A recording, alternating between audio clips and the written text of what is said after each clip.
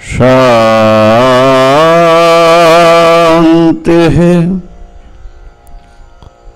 शांतिः।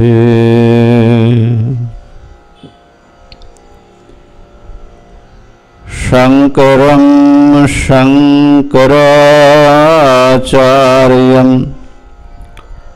केशवं वादरायणं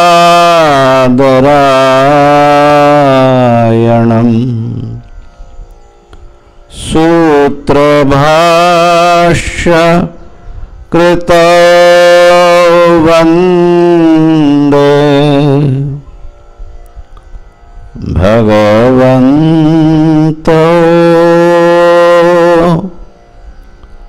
पुनः पुनः। ईश्वरो गुरुरात्मेति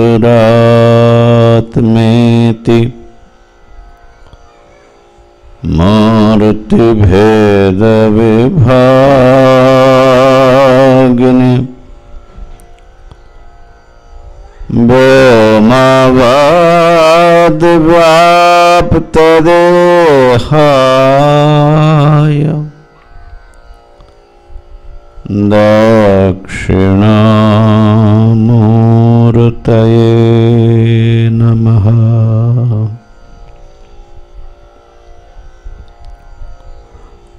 ॐ शान्तिः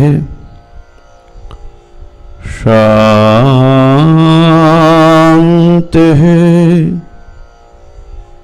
शान्तिः।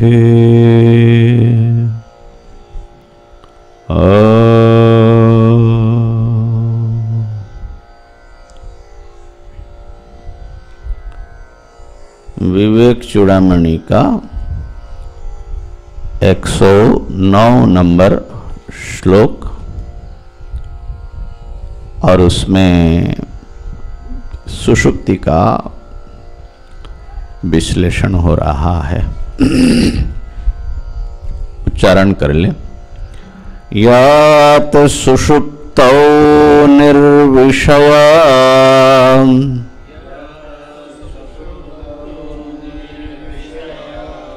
आत्मानन्दोऽनुभूयते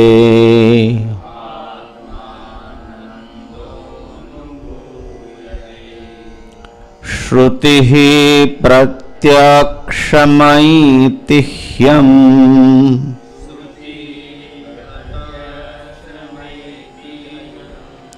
अनुमानं च जाग्रति।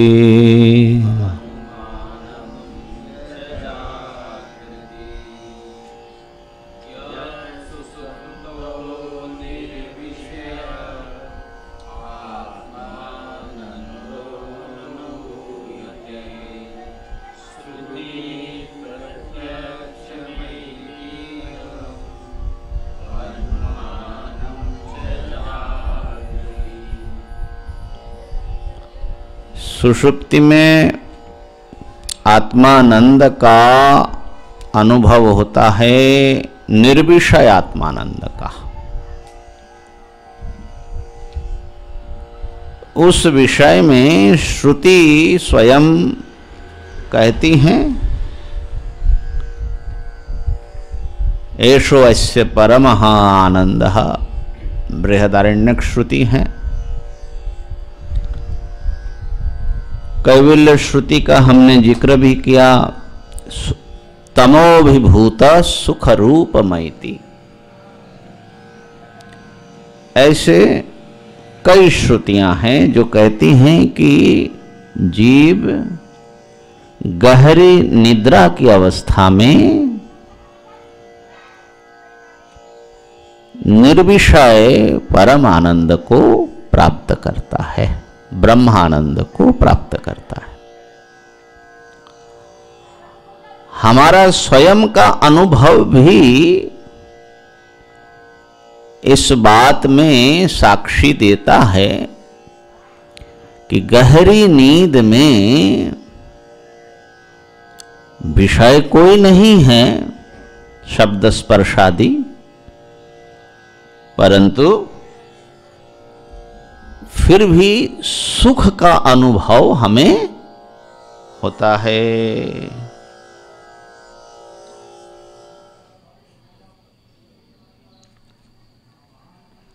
तो सुखानुभूति में हमारा स्वयं का अनुभव, स्वयं का प्रत्यक्ष प्रमाण है कि गहरी नींद में सुख, शांति मिलती है। शांति तो मिलती ही है और सुख की प्राप्ति होती है। शांति में और सुख में थोड़ा अंतर है। शांति शब्द जो है दुख निवृत्ति के रूप में या दुखा भाव के रूप में माना जाता है।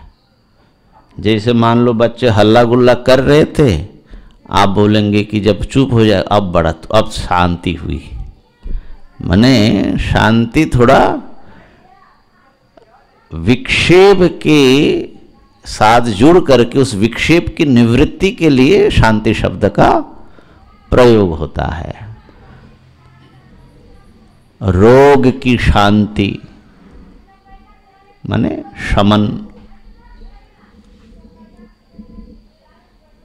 तो इस प्रकार से शांति थोड़ा अभावात्मक रूप है और सुख जो है वो भाव रूप है। दोनों में अंतर समझ में आ रहा है? कोई दुष्ट व्यक्ति आया और आपको तंग किया, तो जब चला गया तो क्या हुआ? आपको शांति हुई, सुख नहीं हुआ। सुख तो होगा आपका कोई प्रिय मित्र आ गया और आपको जो है बड़ा जो है आनंदित किया, तो वो प्रिय मित्र जैसा है सुख, माने भाव पदार्थ। और उस दुष्ट व्यक्ति का चला जाना, वो उसका न रहना, वो अभाव पदार्थ। बात समझ में आ रही है? भाव और अभाव, किसी वस्तु का होना ये भाव है और न होना, जैसे यहां हाथी नहीं है तो हाथी का अभाव है ना? तो शांति और सुख में शास्त्र में थोड़ा फर्क है। थोड़ा क्या है, असल में बहुत गहरा अंतर है। तो सुषुप्ति में दुख नहीं है ये तो सब मानते हैं, क्योंकि सुषुप्ति में किसी दुख का अनुभव किसी को होता नहीं है। लेकिन क्या सुखानुभूति है? सुख है। कोई दुष्ट आपको तंग नहीं किया यह तो पता है, लेकिन वहां किसी मित्र से आपका मुलाकात हुआ सुषुप्ति में, ऐसा भी होता है क्या? ये जो है प्रश्न हो रहा है कि सुषुप्ति में सुखानुभूति है कि नहीं।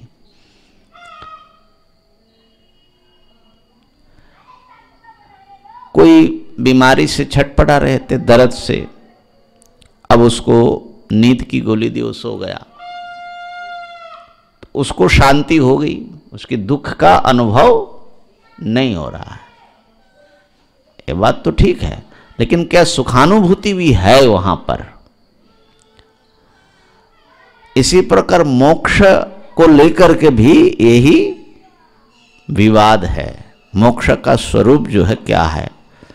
तो अधिकतर मानते मोक्ष माने दुखों की आत्यंतिक निवृत्ति, सब प्रकार के दुखों का हमेशा के लिए समाप्ति, यही मोक्ष है। इसमें सब लोग सहमत है। लेकिन वेदांत अधिक कहता है दुख की निवृत्ति तो है, साथ में परम आनंद की प्राप्ति भी है। तो भावात्मक मानते मोक्ष को वेदांत, खाली अभाव की दृष्टि से नहीं देखते, उसमें कुछ पॉजिटिव चीज है। तो इसी प्रकार सुषुप्ति में भी वेदांत शास्त्र कहता है कि आपको दुख का, समस्त दुख का अभाव ही है, वहां पर इतना मात्र नहीं, वहां सुख है, सुषुप्ति में सुख है। इसलिए कह रहे निर्विषय आत्मानंद, आत्मा का जो आनंद है, ये आत्मा जो आनंद रूप आत्मा है, उसका वहां पर अनुभव होता है, ये प्रमाण कर रहे हैं।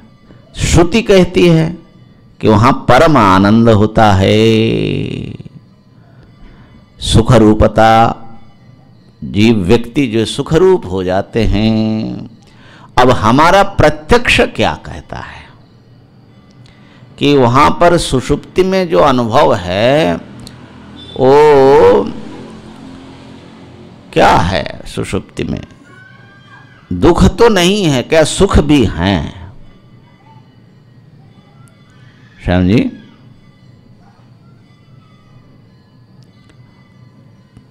अपने अनुभव को स्मरण करना पड़ेगा कि जब गहरी नींद में हम जाते हैं तो हमको कैसा अनुभव होता है, और स्वयं से पूछना पड़ेगा कि क्या हमको सुख मिलता है कि खाली एक शांति, एक दुख निवृत्ति मात्र होती है। हाँ बताइए।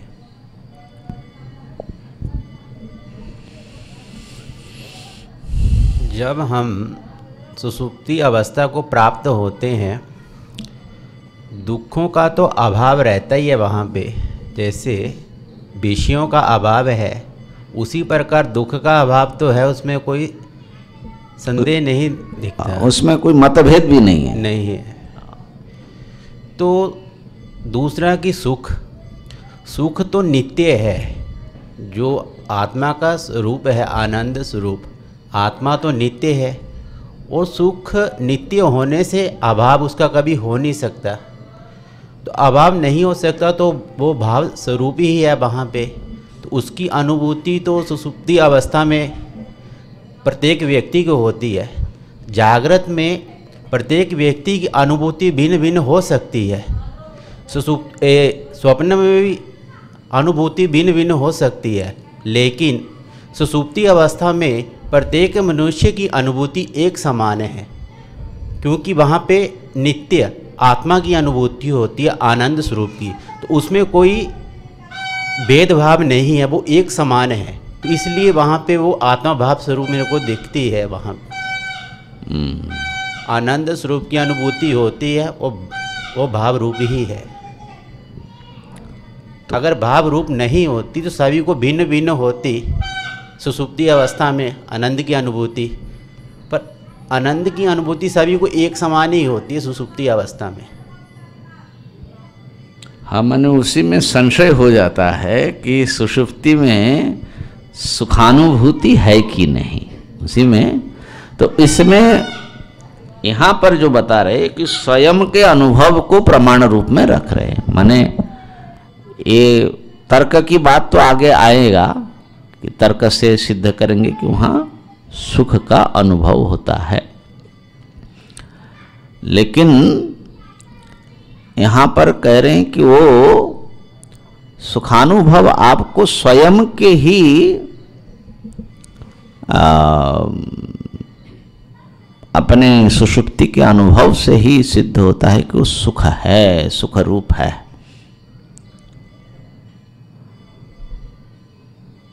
इस विषय में हमने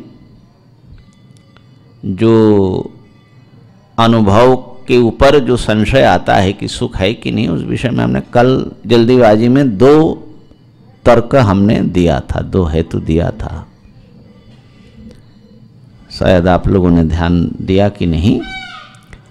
तो एक तो ये बताया थोड़ा टेक्निकल वर्ड में, न्याय की भाषा में, कि सुषुप्ति में जो अनुभव है वो दुखा भाव तो है वहां पर, लेकिन दुखा भाव का अनुभव सुषुप्ति में नहीं हो सकती, क्योंकि जो भी अभाव है, अभाव का अनुभव तभी आपको होगा जब जिसका अभाव उस वस्तु का स्मरण आपको आए, उसका ज्ञान हो। प्रतियोगी का ज्ञान होने पर ही अभाव का प्रत्यक्ष होता है। जैसे यहां पर हम लोग बैठे हैं, तो यहां पर अभाव है कि नहीं? अगर हम पूछे, क्या बताओगे? यहां जो हम बैठे हैं, यहां पर अभाव है?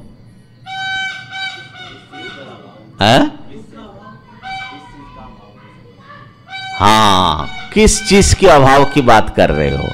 ये जिस चीज की हो, जब तक उस चीज का ज्ञान ना हो तो हम बता नहीं सकते कि उसका यहाँ अभाव है कि नहीं है। ठीक है ना? तो वो जो चीज है उसको प्रतियोगी शब्द से न्याय की भाषा में कहा जाता है। ठीक है ना?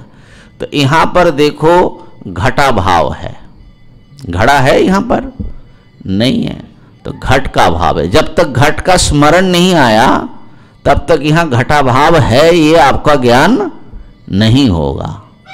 ठीक है ना? इसी प्रकार यहां पर गजा भाव है, हाथी का भाव है।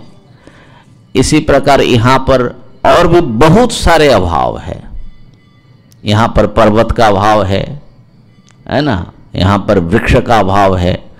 तो लेकिन जैसे जैसे प्रतियोगी का स्मरण होगा तभी अभाव का प्रत्यक्ष होगा। तो अभाव का अनुभव व्यक्ति को कैसे होता है? उसके प्रतियोगी ज्ञान के सापेक्ष। अब सुषुप्ति में तो किसी भी वस्तु का ज्ञान नहीं है, तो दुख का ज्ञान जब सुषुप्ति में स्मृति रूप में भी नहीं हो सकती आपको, तो वहां पर दुख नहीं है ये सुषुप्ति में कैसे समझोगे? सुषुप्ति में दुख भाव का अनुभव नहीं हो सकता। ठीक है ना? हाँ, जगने के बाद आप सुषुप्ति का स्मरण करके कह सकते हो कि भाई वहां तो कोई भी दुख नहीं था, तो अब आपको वहां पर दुख भाव का अनुमान हो सकता है। बात पकड़ में आई? तो इसलिए सुषुप्ति काल में दुखा भाव का अनुभव तो नहीं है, लेकिन सुषुप्ति का अनुभव तो है। तो वो अनुभव जो है आपको प्रिय रूप से होता है। वो आपका वो जो अनुभव है उसमें, सुषुप्ति के अनुभव में सब प्राणी का बड़ा प्रेम होता है। सब जो है सोना चाहते हैं जब उसकी आवश्यकता हो, प्रतिदिन, है कि नहीं? सुषुप्ति में जाने से पहले वहाँ पर उदाहरण जो दिया, शैनोवा सुपरनोवा, बाज जो है खूब आसमान में उड़ा, उड़ते उड़ते उड़ते उड़ते जब उसका दिन बिताया, तब वो जो है बड़े वेग से अपने घोंसले की ओर भागता है विश्राम के लिए। ऐसे ही ये जीव जो हैं जागृत स्वप्न में दिशो दिशो पतित्वा, बहुत तरफ से इधर भागा इधर भटका, ये सब करके फिर जो है जब शाम होता है, माने जब उसका सायंकाल होता है, तो वो जो है वो प्राज्ञ आत्मा की ओर, माने सुषुप्ति की ओर जाता है, जहां उसको विश्राम मिलेगा। तो प्रतिदिन जो है व्यक्ति सुषुप्ति के लिए लालायित रहता है, बल्कि 2-4 दिन नींद ना आए तो महाराज अरे बाप रे बाप, फिर डॉक्टर दवा ये वो नाना सब शुरू हो जाता है। व्यक्ति चिंता में पड़ जाता है। चिंता में तो पड़ना है, क्योंकि अगर आपको निद्रा ठीक से नहीं हो रही है तो शरीर भी बिगड़ेगा, जिंदगी बिगड़ जाएगी। ये क्या है नींद जो है वो कौन सा रसायन है जो आपके पूरे शरीर मन को वो रिचार्ज कर देता है, माने फिर उसको जो है ताज़ा फ्रेश कर देते हैं। तो सुषुप्ति में जाने के लिए हम बड़े लालायित रहते हैं। हमारे ब्रह्मलीन गुरु जी कहा करते थे कि भाई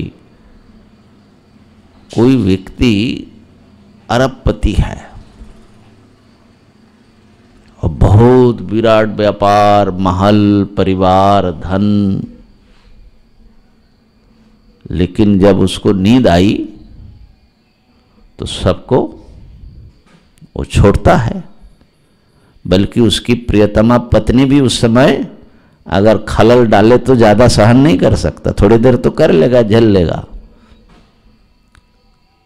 बोले सब हटो, मुझे सोना है। क्यों भैया, इतना क्या आकर्षण है सोने में? सोने से हमारा क्या चेन बंधा हुआ है, क्यों जाना पड़ता है? कभी सोचा? ये सोचने की चीज है। असल में हाँ जी, परमात्मा से वो सांकल बंधा हुआ है, वहां जाना ही पड़ता है। हाँ, आप कुछ बता रहे थे। हाँ हाँ, जैसे 2 रात या 3 रात मतलब किसी कारण से आदमी नहीं सोता है, तो सब कुछ जैसे अभी आपकी आवाज आ रही है, सब कुछ थोड़ा अलग ढंग से सुनने लगता है, सब जैसे आवाजें सब कुछ अलग ढंग से महसूस होने लगता है। ठीक ठीक ठीक। फिर अगर 1-2 घंटा भी सो लेता है तो फिर फर्क मालूम पड़ता है उसमें। हाँ, तो पंचदशीकार जो हैं इस पर विचार किया तो उनके शिष्य ने पूछा कि गुरुजी वो तो सब थक थुक जाते हैं ना, इसके लिए उसकी निवृत्ति के लिए जाते हैं। तो उन्होंने कहा कि भाई देखो, जो रोगी हैं, दर्द हो रहा है नाना कारणों से, जो दुख में हैं, वो भले ही दुख निवृत्ति के लिए वो सोना चाहता हो, लेकिन जिसको दुख नहीं है, स्वस्थ व्यक्ति हैं, हर चीज़ उसको मने हथेली में है, राजा है, महाराजा है, वो भी क्यों सोने के लिए जाता है? और सोने से तो ये सब भूल जाएगा, उसका राज्य, मैं राजा हूँ, जिससे उसको सुख मिलता है, तो क्यों भूलना चाहता है? तो कहा कि रोगी भले ही दुख निवृत्ति के लिए सोना चाहे, लेकिन स्वस्थ व्यक्ति जो हैं, वो जो सोना चाहता है, तो ऐसे तो एक प्राकृतिक रूप से ही उसको निद्रा आती है हर व्यक्ति को। हम लोग कोई प्रयास करके निद्रा को ला नहीं सकते, है ना। निद्रा जो है, आप सोते हैं कि कोई आपको सुला देता है? सुला देता है, और जो सुलाते हैं उसी का नाम परमात्मा है। समझे, है ना। हम चाह करके न सो सकते हैं और न जाग सकते हैं। आप जागते हैं कि कोई जगाता है? आपने चेष्टा करके जाग सकते हो? अगर मान लो सोए और नींद ना टूटी तो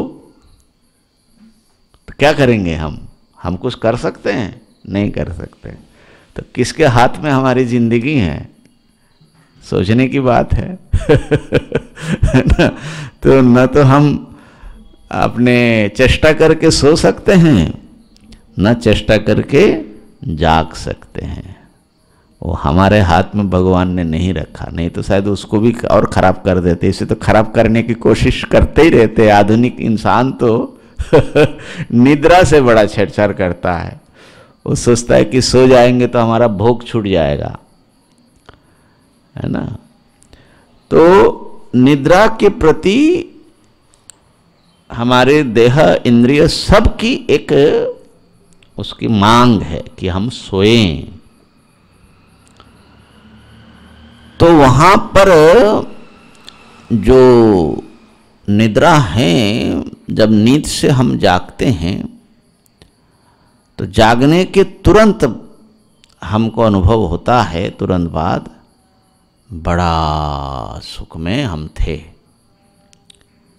कोई तकलीफ भी नहीं थी और बड़े सुख में थे। बल्कि नींद से माने गहरी नींद से किसी को आप जगाइए तो थोड़ी देर जो है वो ऐसा माने तंद्रा में या उसका नींद का वो जहाँ से आया ना उसका आकर्षण उसको रहता है। हमको याद है कि बचपन में तो वो सुबह सुबह पिताजी जगा देते थे। अब क्या है, उनके साथ जाना है, मॉर्निंग वॉक पर फूल उल सब चुनना है जैसे,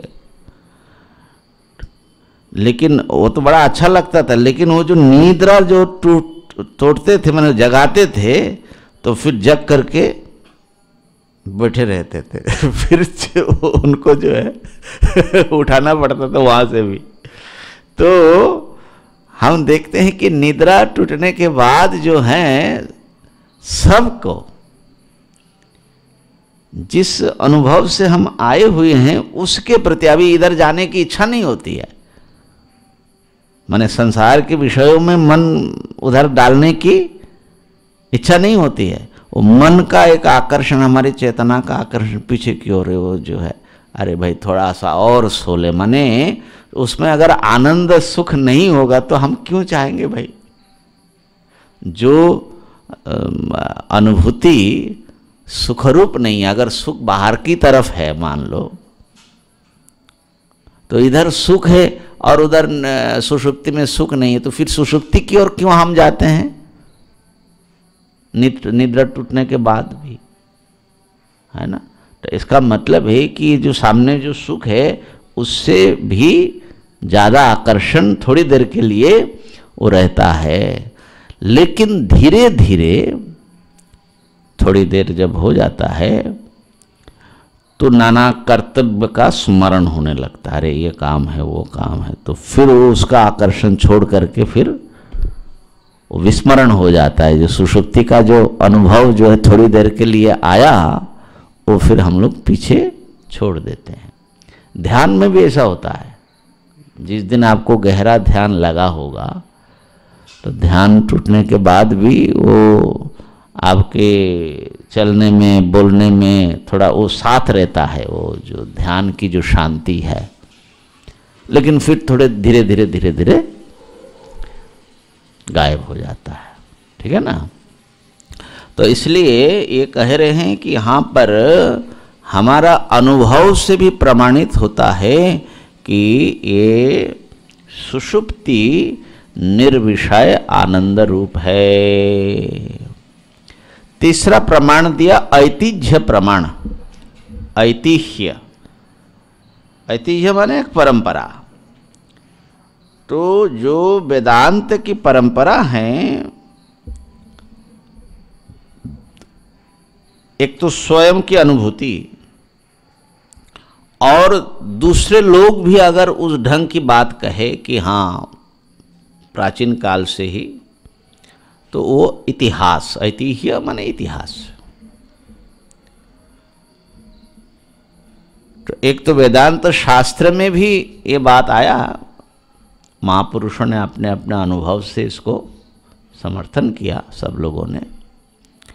और लौकिक अनुभूति को भी पूछ लो किसी से तो वो भी बताएगा, भाई गहरी नींद आई थी, बड़ा सुख से हम सोए थे। तो अनुभव हमारा है वो प्रत्यक्ष, दूसरे का अनुभव जब हम शब्द से सुनते हैं तो ऐतिह्य माने एक सार्वजनिक अनुभव, माने सब लोगों का, कोई हमारा स्पेशल नहीं है। आपने खुद कोई चीज़ देखा, दूसरे ने नहीं देखा, तो वो प्रमाण है आपके लिए, ठीक है ना। लेकिन सब ऐसे ही अनुभव करते हैं, तो उस चीज़ में और क्या आ जाता है, और प्रामाणिकता आ जाती है कि नहीं, नहीं समझे। सार्वजनिक माने यूनिवर्सल एक्सपीरियंस है भाई, सब इस बात को स्वीकार करते हैं। तो वर्तमान के अतीत के, तो ये जो एक ट्रेडिशनल जो है सुख, सुषुप्ति में सुख है ना। तो ये चीज जो है ऐतिह्यम। अच्छा, कई बार ऐसे भी बोलते हैं कि गहरी नींद में किसी को एकाएक जगाना नहीं, तो जगाने पर वो तो शरीर नाड़ी सबसे अलग हो करके वो कहीं परमात्मा में सो रहा था, तो उसको झकझोरेंगे। वहाँ से जब वो बाहर आता है तो बोलते हैं कि कुछ उसको कभी कभार जो है ऐसा हो जाता है कि कुछ दूसरे नाड़ियों में घुस जाते हैं जहाँ उसको पहुँचना था, तो फिर वो दुर्भेषजम, फिर वो बीमारी ठीक नहीं होती है उसको, जो बीमार हो जाते हैं। तो इसलिए सुषुप्ति का जगाना भी हो तो माने धीरे धीरे धीरे धीरे इसे छू करके ऐसा ऐसा करके धीरे से जगाना पड़ता है, माने नेचुरल जगे वो। एकदम कई लोग जो है एकदम वो कर देते जिसको ज्ञान नहीं है, तो वो जो है बहुत डेंजर होता है, दिमाग का कुछ नस भी गड़बड़ा जाता है। क्योंकि आप चले गए थे कहीं और आने का अपना एक तरकीब है, किस नाड़ी के भीतर से कैसे हमारे चेतना फैलती है। अब वो सही रास्ता अगर हड़बड़ी में नहीं मिलता है ना बोलते, तो ये आयुर्वेद में भी है, उपनिषद में भी लिखा है, दुर्भेषजम हाहु बृहदारण्यक में आया कि वो जो है फिर वो अचिकित्सा हो जाता है, माने उसका चिकित्सा करना कठिन हो जाता है। तो ये सब चीज़ें लोगों ने अनुभव से और परंपरा से देखा कि हाँ सुषुप्ति में ऐसी स्थिति आती है। अच्छा, दूसरी बात है कि कोई अगर सोया हो, अपना प्रत्यक्ष की बात जाने दो, कोई सोया हो और गहरी नींद में चला गया हो तो उसका चेहरा कितना प्रसन्न हो जाता है उस समय, है ना। तो वो प्रसन्नता से भी अनुमान होता है कि उसको जो है सुख शांति दोनों मिल रहा है वहाँ पर। तो ऐतिह्यम और अनुमानम च जागृति, और अनुमान भी उसमें प्रमाण है कि सुषुप्ति में सुख है, इसका अनुमान भी आप कर सकते हैं। क्योंकि जहाँ जहाँ दुख का अभाव होता है वहाँ वहाँ सुख रहता ही है।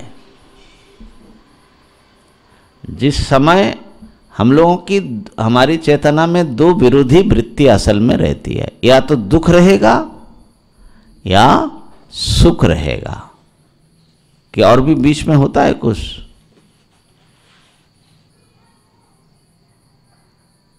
होता है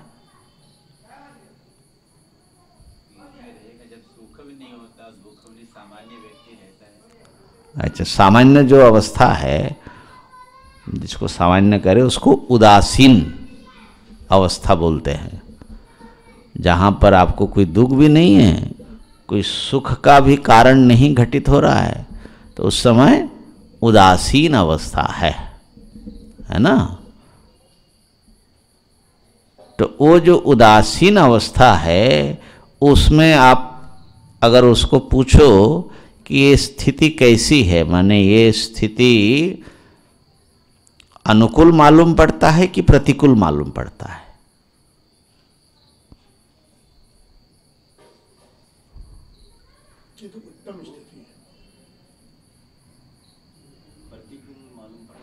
प्रतिकूल, आजकल प्रतिकूल मालूम पड़े तो दुख का स्थिति हो गई, आप उसको उदासीन समझ रहे, असल में उदासीन नहीं, वो विषाद, निराशा, फ्रस्ट्रेशन आदि आदि है। और अनुकूल मालूम पड़ता है तो सुख हो गया, दोनों में से कोई एक होगा ही। तो जो उदासीन स्थिति है वो असल में प्रसन्नता, स्वाभाविक प्रसन्नता की स्थिति है, बाहर के विषयों से आया हुआ वो सुख नहीं है, वो उस समय भी आपको असल में आत्मा का आनंद ही झलकता है भीतर से, बिना विषय के। उदासीनता, तो उदासीन अवस्था असल में आनंद की अवस्था है, क्योंकि वो प्रतिकूल रूप से अनुभव में नहीं आता। उदासीनता कैसी है? उदासीन माने जो आप एक उदास अवस्था, वो उदास अवस्था तो वो अलग चीज है। उदासीनता कैसी है तो पंचदशीकर उदाहरण देते हैं कि अद्य नास्ति में चिंता, आज मुझे कोई चिंता नहीं, कोई काम नहीं, मैं बस आनंद में हूं महाराज। तो जब कोई चिंता नहीं, कोई काम नहीं, तो उस समय जो आपकी स्थिति है वो है उदासीन स्थिति, वो सहज आनंद की अवस्था है। इसीलिए भगवान श्री कृष्ण ने गीता जी में एक बात बताया, वो ध्यान में लाने लायक है। कहा कि हम लोग राग और द्वेष से प्रवृत्त होते हैं। या तो कोई चीज़ हमको चाहिए, उसके लिए हम प्रयास करते हैं, या किसी से हमको बचना है, द्वेष है, उससे बचने की हम कोशिश करते हैं। तो हमारे सारे प्रवृत्ति तो राग द्वेष मूलक ही होता है ना। तो साधक को कैसा करना चाहिए? राग द्वेष वियुक्तैस्तु विषयान इंद्रियैश्चरन् आत्मवश्यैर्विधेयात्मा प्रसादम अधिगच्छति।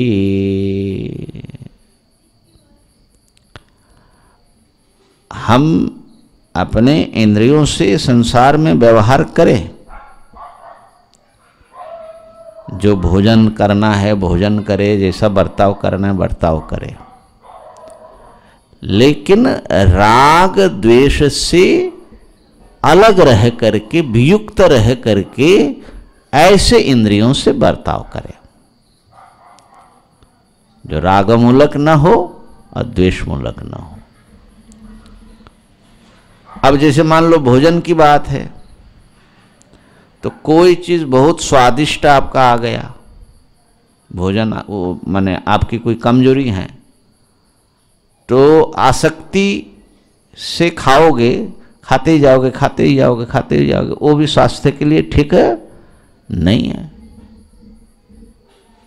है ना। रागमूलक भोजन करेंगे तो आपको जो है, और हो सकता है कि वो चीज़, अब जैसे मान लीजिए शुगर की बीमारी है और उनको मीठा बहुत पसंद है, तो आसक्ति के कारण वो प्रवृत्त हो रहा है, उसका विवेक या डॉक्टर मना कर रहा है कि मत खाना, लेकिन आसक्ति से वो खा रहा है क्योंकि उसको इंद्रियों में सुख मालूम पड़ता है।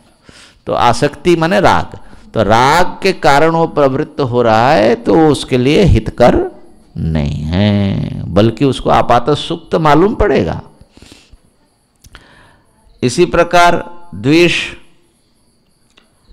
अब करेला खाना चाहिए थोड़ा थोड़ा, है ना, लेकिन अब करेला सामने आ गया तो दुखी हो गया, अब वो जो बचने की कोशिश करता है, वैसे नारायण खाने लगा है, सुनते हैं आजकल थोड़ा थोड़ा।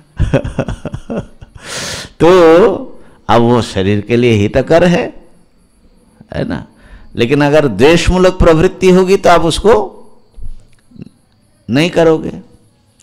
तो आपको प्रवृत्ति कैसा करना है? न राग को हावी होने देना है, न द्वेष को हावी होने देना है। जितना उचित है, जो हितकर है, उस प्रकार से प्रवृत्ति करना है। तो जैसे भोजन का एक उदाहरण दिया, इसी प्रकार किसी व्यक्ति से आपकी आसक्ति है, तो आसक्ति मूलक जो बर्ताव है वो बंधन का ही कारण होता है, और वो उसका भी हित नहीं होता, अपना भी हित नहीं होता। या द्वेष मूलक है, किसी को नापसंद करते हो, अब नापसंद करने से जो उसमें दोष नहीं है वो सब बताने लग जाते, निंदा करने लग जाते, फलाना ठिकाना। हम लोगों की एक स्वाभाविक माने ये है नेचर में। तो भगवान कह रहे हैं कि भाई राग द्वेष वियुक्तैः, राग द्वेष माने भीतर तो राग द्वेष हैं, तो वो तो एकदम आप भीतर से कैसे निकालोगे, लेकिन अपना जो संबंध है, व्यवहार है, वो राग द्वेष से प्रेरित न हो, वो हित से, सच्चाई से, मंगल भावना से प्रेरित हो, है ना। तो ऐसी स्थिति में ऐसा जब आप व्यवहार करते हैं तो धीरे धीरे आपकी इंद्रिया, आपका शरीर, मन, इंद्रिय आपके वश में आने लगता है। बहुत बड़ी चीज है। अगर राग द्वेष को आप कंट्रोल करते हैं, नियंत्रण करते, तो आपका पूरा शरीर, इंद्रिय, मन पर आपका आत्मवशैर, वह इंद्रिया जो है आत्मवश हो जाता है, स्वयं के वश में आ जाता है। इंद्रिया जल्दी वश में आती तो नहीं है, लेकिन अगर आपकी जिंदगी आपने ऐसा बनाया, डिसिप्लिन्ड लाइफ, इसको अगर सहज रूप में कहे, एक अनुशासित जीवन, कब उठना, कब सोना, कब खाना, कब ध्यान लगाना, कैसे सेवा करना, क्या कैसे, पूरे 24 घंटे का जो आपको एक साधक के लिए जैसा जीवन होना चाहिए, तो अनुशासित जीवन का बड़ा भारी महत्व है महाराज। उसके बिना जो है, मैं समझता हूं कि न तो आप संसार की दृष्टि से सुखी और स्वस्थ रह सकते हैं, और आध्यात्म में भी नहीं है। तो डिसिप्लिन लाइफ होना चाहिए। तो आत्मवशैर, उससे जो है फिर आपको अपने ऊपर वश आ जाएगा, विधेय आत्मा। तब आप जो हैं अपने मन को, अपने इंद्रियों को जहां लगाना चाहेंगे वहां लगेगा। वो भगवान में लगाना चाहेंगे, ध्यान में, समाधि में, वो भी लगेगा। ऐसा जब होगा, विधेय आत्मा प्रसादम अधिगच्छति, जिस बात को हम यहां कहना चाह रहे थे, प्रसादम अधिगच्छति, तब उसको प्रसाद की प्राप्ति होती है। प्रसाद माने प्रसन्नता, प्रसादस्तु प्रसन्नता। तो उसके मन के राग द्वेष जो हैं वो काई सब हट जाता है, मन उसका निर्मल हो जाता है। ये निर्मल मन जन सो ही पावा महाराज। निर्मल मन के बिना भगवान मिलने वाले नहीं है, और निर्मल मन का नाम ही है प्रसाद, प्रसन्नता। तो वैसा जो व्यक्ति है, प्रसाद, प्रसाद सर्व दुखानाम हानिरसोपजायते। आप बैठे हैं शांति से, आपको ना कोई काम है, ना कुछ है, न सुख के कुछ अनुकूल विषय हैं, फिर भी अगर आपको प्रसन्नता है, तो वो प्रसन्नता कहाँ से आई? भीतर से आई, वो किसी विषय से नहीं आई। वो जो सुख है ना, जैसे शरीर जिनका पूरी तरह स्वस्थ है ना, उसी को स्वस्थता का आनंद क्या होता है उसको पता होता है ना। अब जैसे आप लोग थोड़ा योगाभ्यास कर रहे हैं, मैं समझता हूँ कि थोड़ा थोड़ा जो इसका आनंद है, माने शरीर को थोड़ा सा ठीक करने का जो आनंद है वो शायद मिलने लगा होगा। पहले तो थोड़ा दर्द रहेगा लेकिन एक स्वस्थ होने का जो आनंद है,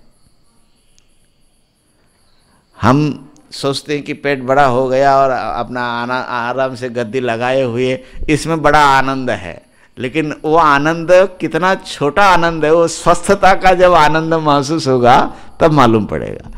ऐसे ही आंतरिक प्रसन्नता का, जिसका मन निर्मल है ना, निर्मल मन जो है वो चलता फिरता आपको देखेंगे कि उनको माने वो आनंद में ही रहता है। आनंद उनको बाहर से लाने की जरूरत नहीं पड़ती है। ये चित्त शुद्धि का लक्षण है। चित्त शुद्धि, शुद्धि माने निर्मलता। तो प्रसादम अधिगच्छति, प्रसाद सर्व दुखानां हानिर अस्योपजायते, सब सारे दुखों की हानि हो जाती। क्यों? क्योंकि प्रसन्न चेतसो ह्याशु बुद्धि पर्यवतिष्ठते, जो प्रसन्न चित्त निर्मल मन वाला, उसकी बुद्धि जो है बहुत जल्दी ब्रह्म तत्व में, परमात्मा में लग जाता है। तो उनके अनुभव से उसके सारे दुखों की निवृत्ति माने मोक्ष की प्राप्ति हो जाती है। लेकिन प्रसन्न मन होना पहले आवश्यक है। तो हम इसलिए हाँ कुछ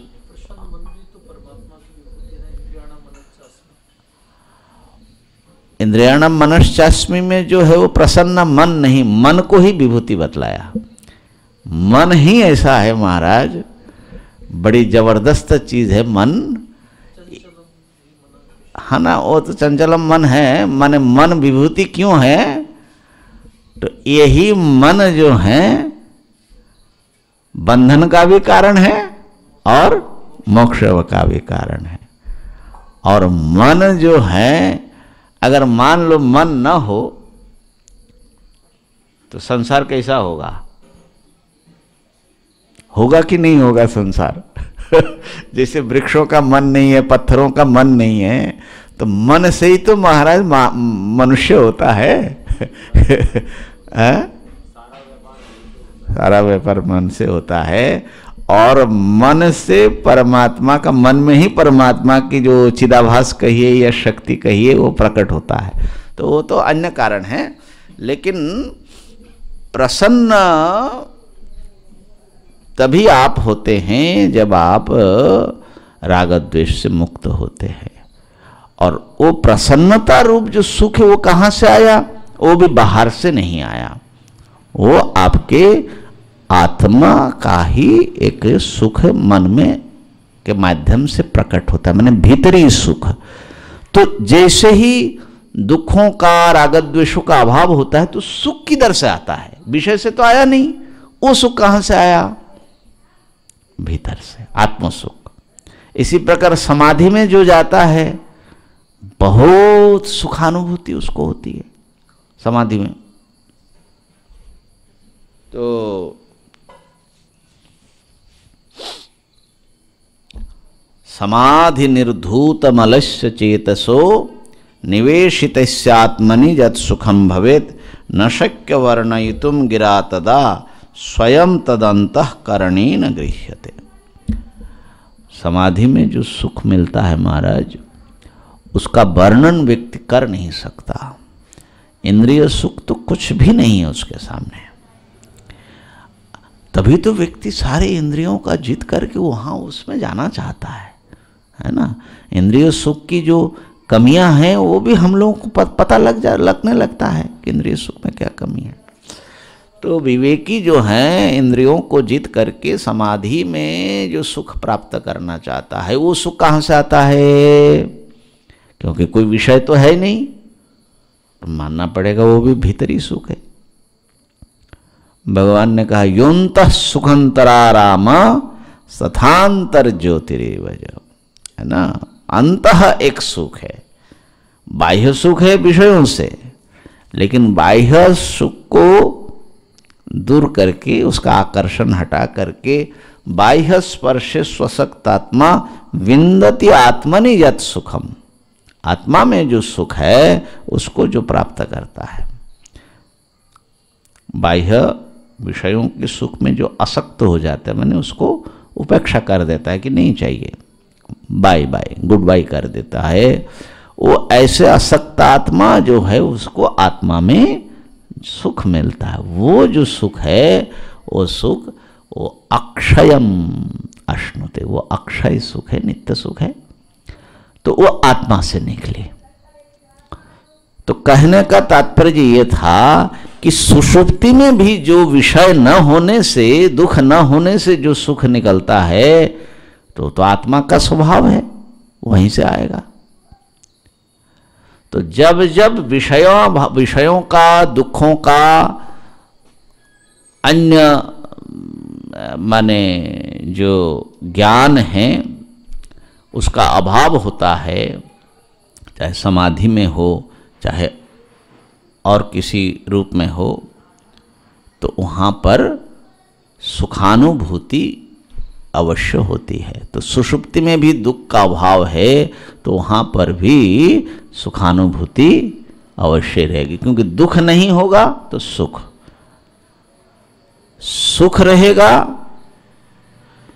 सुख तभी ठीक से रह पाएगा जब दुख नहीं होगा, और दुख होगा तो सुख गायब हो जाता है। तो इसलिए दुखा भाव से भी सुख का अनुमान हम कर सकते हैं। सुषुप्ति कालीन आत्मा सुख रूप। सुषुप्ति काल में जो मेरी आत्मा है वो सुख रूप था। क्यों, कैसे, किस हेतु से कहेंगे? क्योंकि दुखा भाववत्वात्, क्योंकि उस समय तो दुख था नहीं। तो जत्र जत्र दुखा भाव तत्र तत्र सुखम, ऐसा व्यक्ति हो जाएगा। तो इस प्रकार के अनुमान के द्वारा भी आत्मा माने सुषुप्ति में हम लोग आत्मसुख का अनुभव करते हैं, ये सिद्ध होता है। और ये सिद्ध करने का मतलब ये हुआ कि आत्मा आनंद स्वरूप है। आत्मा को आनंद बाहर से लाना नहीं पड़ता है, उसका स्वरूप ही आनंद रूप है। ऐसा होने पर भी हम अपने आत्मस्वरूप को ही विस्मृत होकर के अनात्मा को आत्मा मान लेते हैं। ये अज्ञान है, अविद्या है ना। और इसके कारण अब अनात्मा में सुख कहाँ से आएगा? कभी कभार आत्मा से कोई झलक उसमें पड़ जाए तब सुख होगा। अनात्मा में सुख कहाँ से आएगा महाराज, है ना। सुख का स्थान तो आत्मा ही है। विषय में सुख नहीं है, इसके विषय में हम लोगों ने विचार किया ना।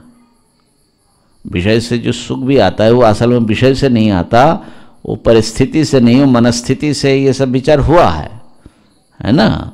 तो विषय में सुख आत्मा से अगर न निकले तो आ ही नहीं सकता।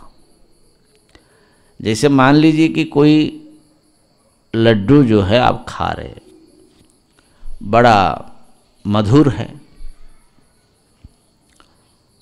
अब लड्डू में मधुरता जो है कहाँ से आएगी? लड्डू है क्या? लड्डू तो बेसन का बना होता है। तो बेसन ऐसे खा करके देखो कैसा लगता है। तो बेसन है, घी है, घी में मधुरता है? नहीं है। तो मधुरता कहाँ से आई? तो शक्कर से ही आया। शक्कर मिश्रित होने से तभी ना मधुर, बेसन मधुर बना और घी मधुर बना। तो शक्कर मिला हुआ हो तो बेसन भी जो असल में मीठा नहीं है, लेकिन उसका भी कितना आकर्षण हो जाता है हमारा, जो हम उसको खाना चाहते हैं, ठीक है ना। लेकिन असल में उसमें जो मधुरता है वो किसकी मधुरता है? शक्कर की, शर्करा की मधुरता है। ऐसे ही जो विषय आपको मधुर मालूम पड़ता है, माने प्रिय मालूम पड़ता है, सुख मालूम पड़ता है, वो आपकी जो आत्मा है ना वो शक्कर जैसा है। वो उसके भीतर पता नहीं कैसे घुस करके उसको मधुर बनाया हुआ है, वो आपको पता नहीं लग रहा है।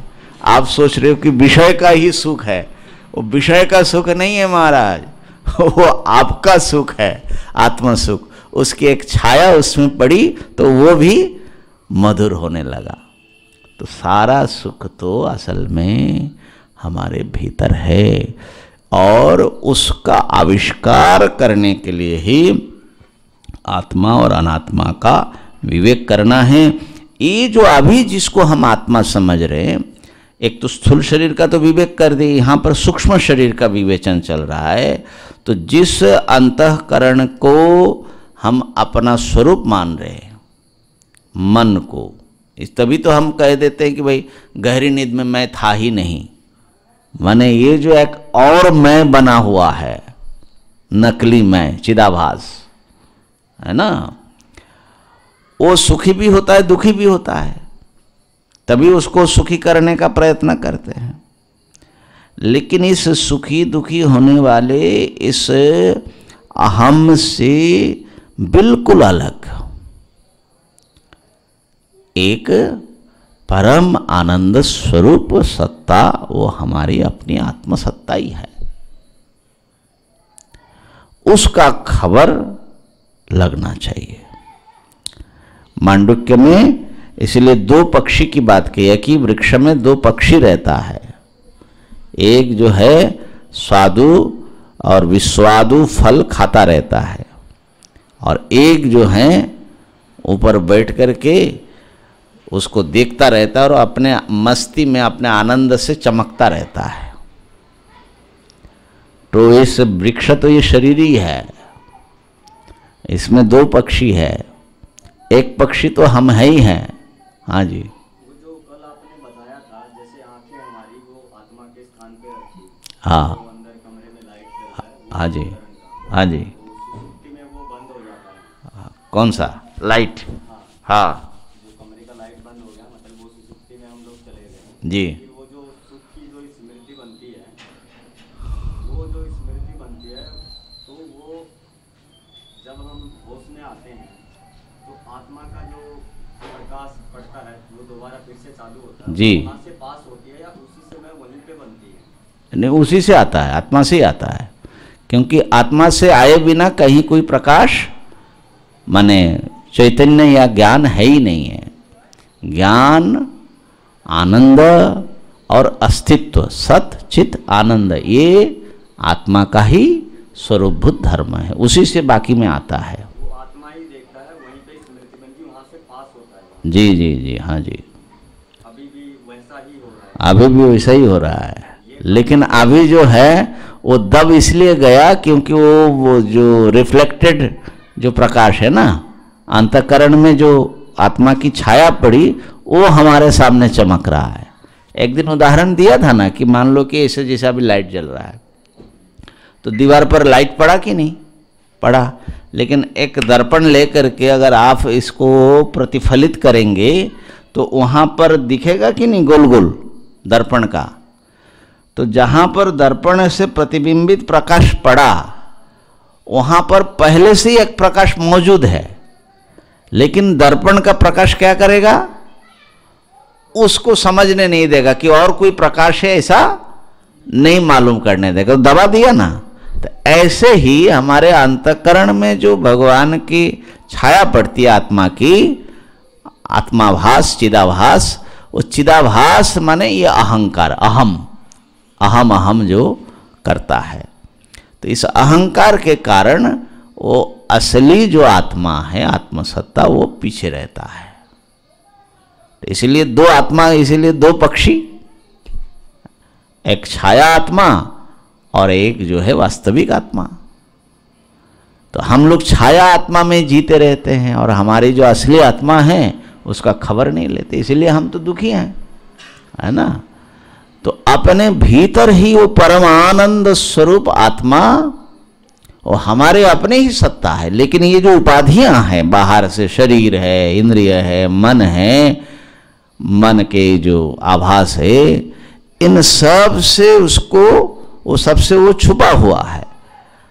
जब इन सब में आत्मबुद्धि की निवृत्ति होगी, मैंने भ्रांति की कि ये मैं नहीं हूं, ये मैं नहीं हूं, ये मैं नहीं हूं, आत्मात्म विवेक के द्वारा, तो असली आत्मा स्वरूप जो आपकी वास्तविक सत्ता है वो तो चेतन है, वो तो सदा विद्यमान है, जागृत स्वप्न सुषुप्ति में सदा एक रूप में वो चमक रहा है।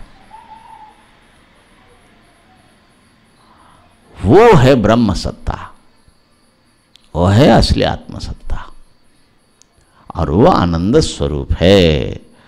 तो वह आनंद जो है हमारे इर्द गिर्द चारों ओर फैला हुआ है, लेकिन कैसा है कि उस आनंद की ओर हमारा अभिमुख नहीं हो रहा है। हम अपने मन पर जी रहे हैं, मन के स्तर पर जी रहे हैं, आत्मा के स्तर पर हम जी नहीं रहे हैं।